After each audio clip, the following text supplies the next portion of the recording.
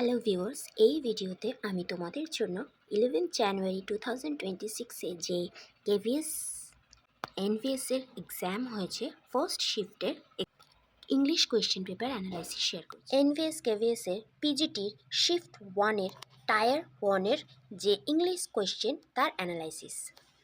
The needs of an ascetic are few and far between. Needs এই যে কথাটা এর আগে দা ইউজ হয়েছে, সবসময় জানতে হবে আর্টিকেল দা কিন্তু নাউনের আগে বসে, তো এটা কিন্তু noun. I think I met you at the grocer's shop isn't it. এটা ইমাজিন করো, তোমার কারোর সাথে হঠাৎ করে দেখা হয়েছে, তুমি তখন তাকে বলছো যে আমার মনে হয় আমি তোমাকে মুদিখানা দোকানে দেখেছিলাম। তার মানে কি পাস্টে? তাহলে পাস্টে যখন, তাহলে এখানে কোয়েশ্চেনটাকে এখানে কি হওয়ার কথা ছিল? Didn't it. তাহলে এখানে ভুল আছে কোথায়? কোয়েশ্চেন ট্যাগে।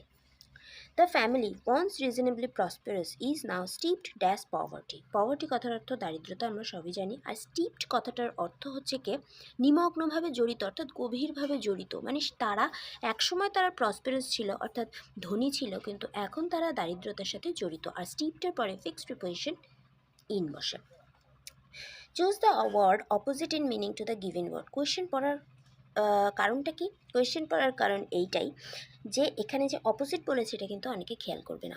আমার বলতে কোনো লজ্জা নেই, আমি নিজেও কিন্তু অনেক সময় খেয়াল করি না, এবং সেটাকে আমি সিনোনিমস করে দিই যখন আমার ওয়ার্ডটা কমন থাকে। এখানে যেমন ওয়ার্ড গডি, এটা কিন্তু অত্যন্ত কমন একটা ওয়ার্ড। এটার কথার অর্থ কিন্তু সিনোনিম, এটার কথার অর্থ কিন্তু সৌন্দর্য। যদি সিনোনিমস বোঝানো হয় তাহলে এখানে হয়ে যেত ব্রাইট, কিন্তু এখানে আমার কাছে অপোজিট চেয়েছে অর্থাৎ অ্যান্টোনিমস, তাহলে এখানে অ্যান্সার হবে draft. Rearrange the parts in correct order to make a meaningful sentence. তো এটাকে রিঅ্যারেঞ্জ করতে বলেছে।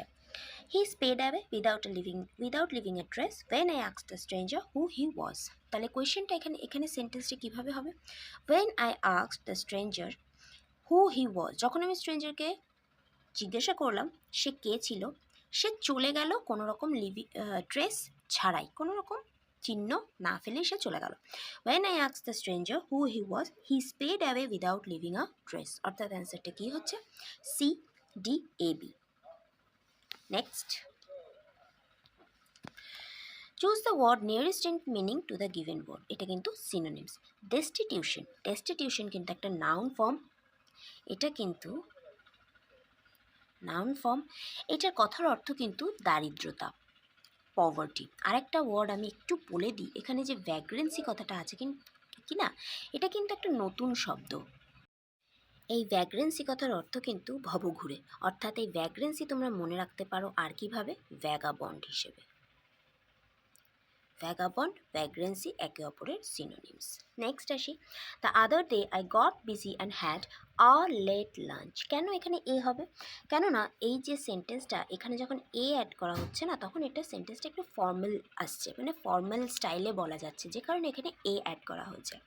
দের is no love lost between the two brothers. এটা কিন্তু একটা ইডিয়মস। নো লাভ লস্ট কথার অর্থ একে অপরকে অপছন্দ করা, অর্থাৎ dislike each other. Who taught you English at the college level. এটা হচ্ছে কি অ্যাক্টিভ থেকে প্যাসিভ ভয়েসে করতে হবে। হু থাকলে সবার আগে বসাতে হয় বাই হুম।